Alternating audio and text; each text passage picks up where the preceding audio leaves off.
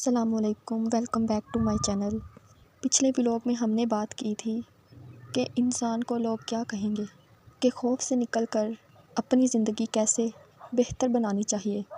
آج میں ایک نہایت اہم اور دل کو چھو لینے والا موضوع لے کر آئی ہوں، اور وہ ہے ہم میں سے بہت سے لوگ ایسے ہوتے ہیں جو بظاہر نیک نظر آتے ہیں، لیکن دل کے کسی کونے میں کوئی ایسی غلطی، کوئی ایسا گناہ چھپا ہوتا ہے جس کے بارے میں ہم خود بھی شرمندہ ہوتے ہیں۔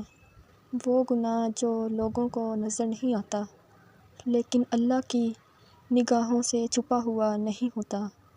انسان کمزور ہے، غلطی کرنا انسان کی فطرت میں شامل ہے۔ کوئی بھی شخص یہ دعویٰ نہیں کر سکتا کہ وہ کبھی نہیں پھسلا یا کبھی اس سے کوئی غلطی نہیں ہوئی۔ ہم اکثر رات کو سوتے وقت اپنے ضمیر کی آواز سنتے ہیں جو ہمیں یاد دلاتی ہے کہ تم نے آج پھر وہی غلطی کی ہے۔ کبھی کبھی ہم توبہ بھی کرتے ہیں، لیکن کچھ عرصے بعد وہی گناہ دوہرا بیٹھتے ہیں۔ اس وقت یہ خیال دل میں آتا ہے کہ کیا اللہ واقعی مجھے معاف کرے گا؟ کیا میری توبہ قبول ہو سکتی ہے؟ دوستو، اللہ کی رحمت ہمارے گناہوں سے کہیں زیادہ بڑی ہے۔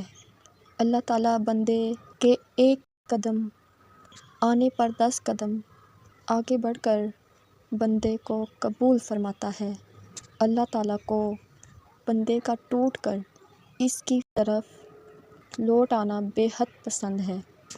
ہم جتنے بھی بڑے گناہ کر لیں، اگر سچے دل سے شرمندگی ہو اور توبہ کی نیت ہو تو اللہ کی رحمت کے دروازے بند نہیں ہوتے۔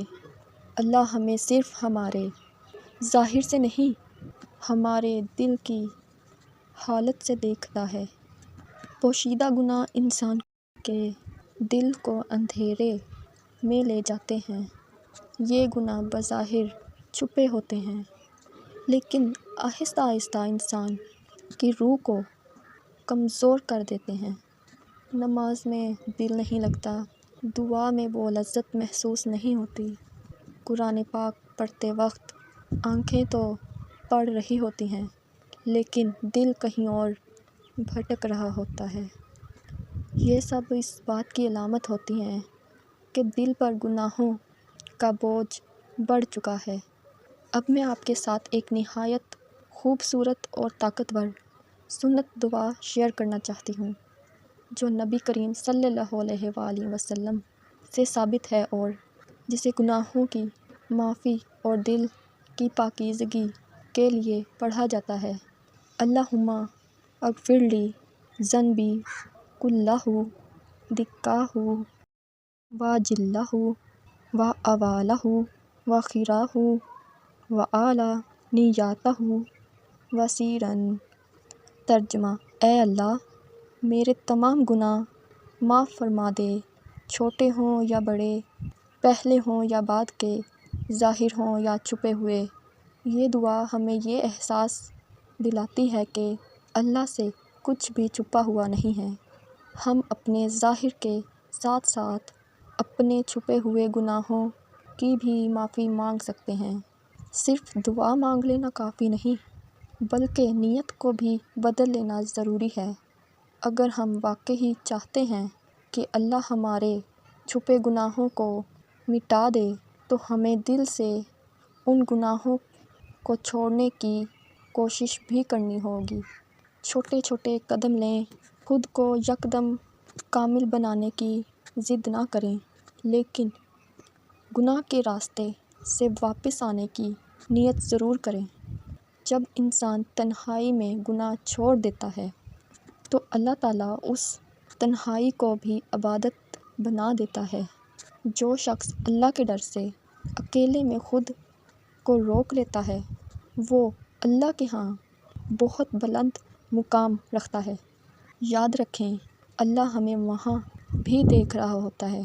جہاں ہمیں کوئی اور نہیں دیکھ سکتا۔ اگر آپ آج بھی کسی چھپے ہوئے گناہ سے لڑ رہے ہیں تو مایوس نہ ہوں۔ آپ کی یہ لڑائی اس بات کی نشانی ہے کہ آپ کا دل ابھی زندہ ہے۔ مایوسی شیطان کی طرف سے ہوتی ہے، جبکہ امید اللہ کی طرف سے۔ جب تک دل میں شرمندگی باقی ہے، اللہ کی رحمت کی امید بھی باقی ہے۔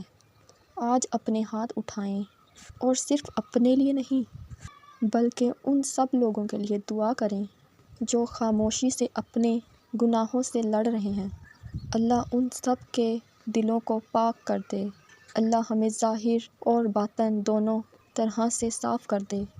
اللہ ہمیں ایسی زندگی عطا فرمائے جس میں ہم اس سے راضی ہوں اور وہ ہم سے راضی ہو۔ اگر آپ کو آج کی بات سے فائدہ ہوا ہو تو چینل کو ضرور سبسکرائب کریں، ویڈیو کو لائک کریں اور اپنے پیاروں کے ساتھ شیئر کریں تاکہ یہ پیغام زیادہ سے زیادہ لوگوں تک پہنچ سکے۔ اپنا خیال رکھیں، دعاؤں میں یاد رکھیں۔ ملتے ہیں آپ سے نیکسٹ ولاگ میں، تب تک کے لیے مجھے دیں اجازت۔ اللہ حافظ۔